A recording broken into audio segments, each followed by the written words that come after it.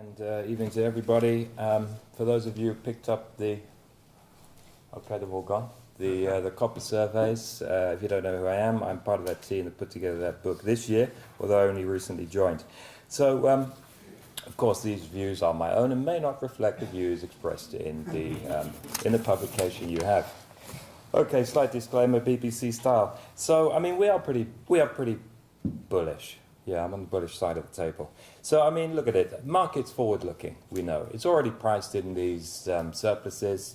Every analyst on the street has one. In fact, in the last Reuters poll, the 24 median was 228,000. That's down from 260,000 with the disruptions we've already had to date.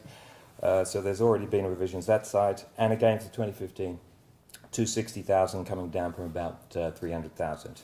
So pencils are already being sharpened in terms of the potential surplus, which is already priced in.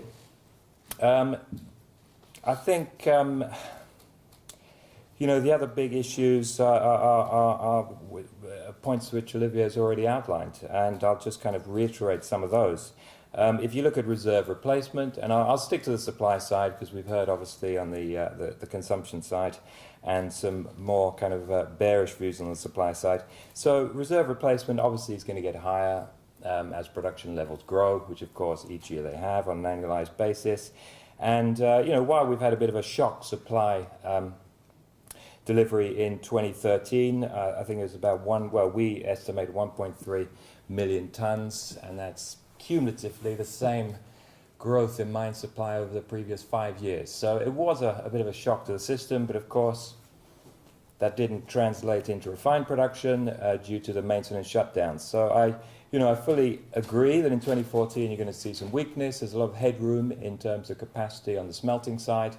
These long-term, these maintenance that are certainly in Europe, where we saw refined production drop 2%, it is once every 8 years, some of them once every 5 years. So clearly there is a bit of headroom on the smelting side to actually see the growth in mine production come through on the refined side. That is a near-term wait. But let's focus on the supply issues. Capital intensity of building a new mine. I've got some figures here. I actually got them off MEG, which is now part of SNL. So thanks for those figures. And they are 2008 to 2012. 30 mines were brought on stream. Total annual capacity of 2 million tons at $12,400 per ton. And from the survey, 10 mines, exactly the same capacity coming on, 2 million tons per annum. Obviously, mines are getting bigger, so obviously you've got a higher risk if there's any stoppages or disruptions, which we've heard about in terms of floods, earthquakes, and other acts of God.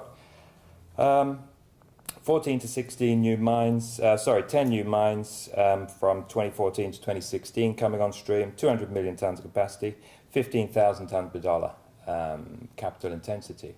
So a 22% rise there.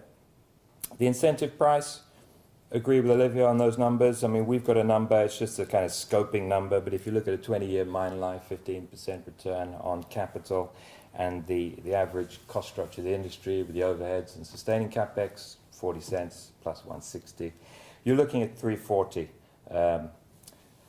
US cents per pound. So for us, obviously spot price is way below the incentive price. You're not incentivizing the miners.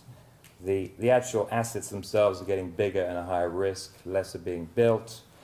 In terms of what's going to happen, in terms of the reaction from the companies, I mean that's critical obviously because they're going to push the button on any projects. We know what's happening there for the last 2 years. CEOs have been rolled out, new ones have been put in place.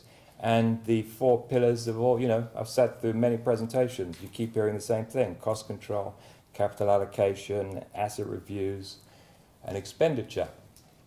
They're cutting the workforce, they're rescoping projects, they're selling assets which are non-core, they're trying to manage construction in terms of delivering the best free cash flow. They're exiting projects. We've seen Anglo exit Pebble, Glencore exit Frida, Barrick exit Reko Diq for maybe different reasons, but they're political stresses. So I think, new projects aren't being built. Even near term in Chile, you've obviously got constraints on the water side. So I'm definitely the view, yes, the market's pricing in a surplus, which has been flagged and is pretty visible. Could the price dip a little bit lower given the issue with regards to smelting capacity, which will translate some of the mine production growth we'll see this year again? Probably yes.